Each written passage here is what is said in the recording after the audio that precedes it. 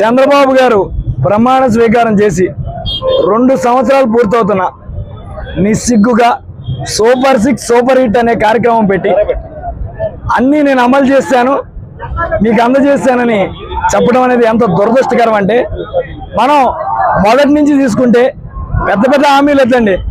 ఆడవాళ్ళకి 18 సంవత్సరాలు నిండిన ఆడవాళ్ళకి నెలసరి 1500 ఇస్తాను.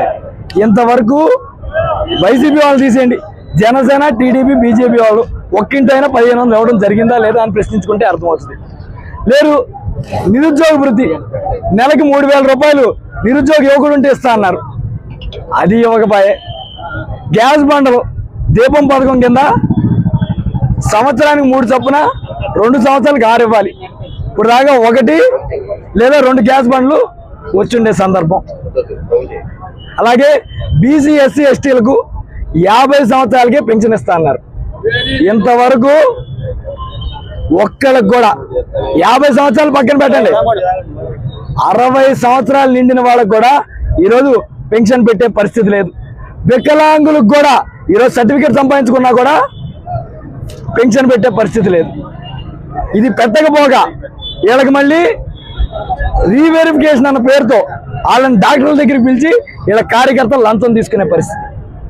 ఈరోజు సింపుల్గా తెలుగుదేశం పరిస్థితి గురించి చెప్పాలంటే, ఎవరైనా ఇల్లు కట్టుకోవడానికి ఇంటికి తెచ్చుకుంటే చాలండి, వెనకాల వెళ్ళిపోతున్నారు. లంచం లేకపోతే ప్లాన్ లేదు, పర్మిషన్ లేదు, బిల్డింగ్ కొట్టేయడం. ఎక్కడ ఏమి చేయాలన్నా ఎంఆర్ ఆఫీస్లో చిన్న కాగితం కావాలన్నా లంచం చేసే పరిస్థితి ఈరోజు తెలుగుదేశం ప్రభుత్వం తీసుకొచ్చింది.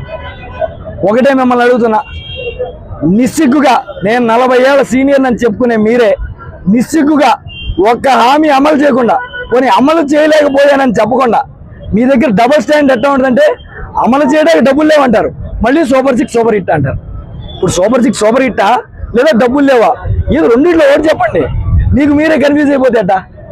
ఇవన్నీ తేల్చకుండా రాష్ట్రంలో ఇంతమంది మహిళల మీద అఘాయిత్యాలు జరిగితే హోంమంత్రి గారు ఏ రోజు మాట్లాడరు. 40,000 మహిళలు తప్పిపోయారన్న ఆయన ప్రభుత్వంలోకి వచ్చాక ఏం మాట్లాడరు. ఈరోజు ఏ శాఖ మంత్రి ఆ శాఖ మంత్రి పనులు చేయడు. డిఎస్సి ఎంత ఘోరంగా మీరు చేశారు. మీ వైఫల్యాలన్నీ మీరు అంటున్నారే 11 మెంబర్ టీం క్యాప్టెన్ అని, అందరూ వచ్చి ఆ క్యాప్టెన్ దగ్గరికి వస్తున్నారు.